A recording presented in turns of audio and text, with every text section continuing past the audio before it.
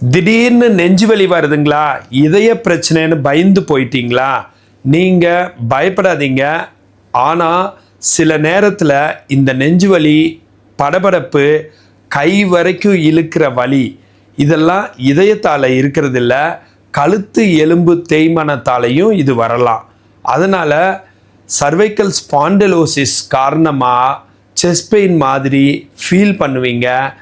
And இந்த cervical spondylitis வந்துச்சுன்னா இந்த மாதிரி சிம்டம்ஸ் கொடுக்கும். இதுக்கு பயப்படாதீங்க. 2 நிமிஷத்தில் இந்த வலியை நம்ம எப்படி குறைக்கிறதுன்னு இப்போ பார்க்கலாம். இந்த வீடியோவில் நம்ம கழுத்தெலும்பு பகுதியில் நரம்பெல்லாம் அழுத்துறதுனால, அழுத்தம் அடைஞ்சால் என்ன நடக்குதுன்னா வலி வருது. அந்த வலி இங்கிருந்து இப்படியே ரேடியேட் ஆகி செஸ்ட் வரைக்கும் வந்துடுது. சிலருக்கு இதய துடிப்பு அதிகமாக இருக்கிற மாதிரியும் ஃபீல் பண்ணுவாங்க. அதாவது பால்பிட்டேஷன், படபடப்பு போல கூட அவங்க ஃபீல் பண்ணலாம்.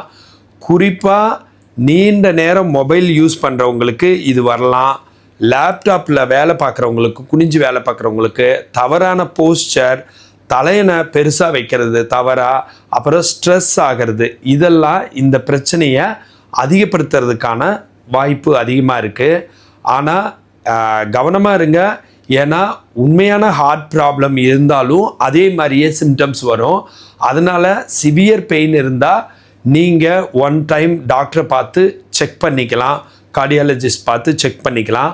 ஆனால் நார்மல்னு சொன்னதுக்கப்புறம் எகைன் அண்ட் எகைன் இசிஜி இருக்கிறது, அதுதான் ஒரு தப்பான பழக்கமாக இருக்குது.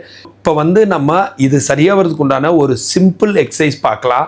அதுக்கு பேர் சின் டக் எக்ஸசைஸ். நேராக உட்காந்துக்கோங்க, தலையை கீழே குனியாமல் மெதுவாக கழுத்தை இப்படி பின்னாடி இழுக்கணும். டபுள் சின் மாதிரி இப்படி செய்யணும்.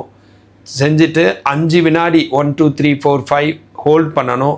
அப்புறம் லூஸாக விடணும். இந்த மாதிரி 10 தடவை ரிப்பீட் பண்ணணும்.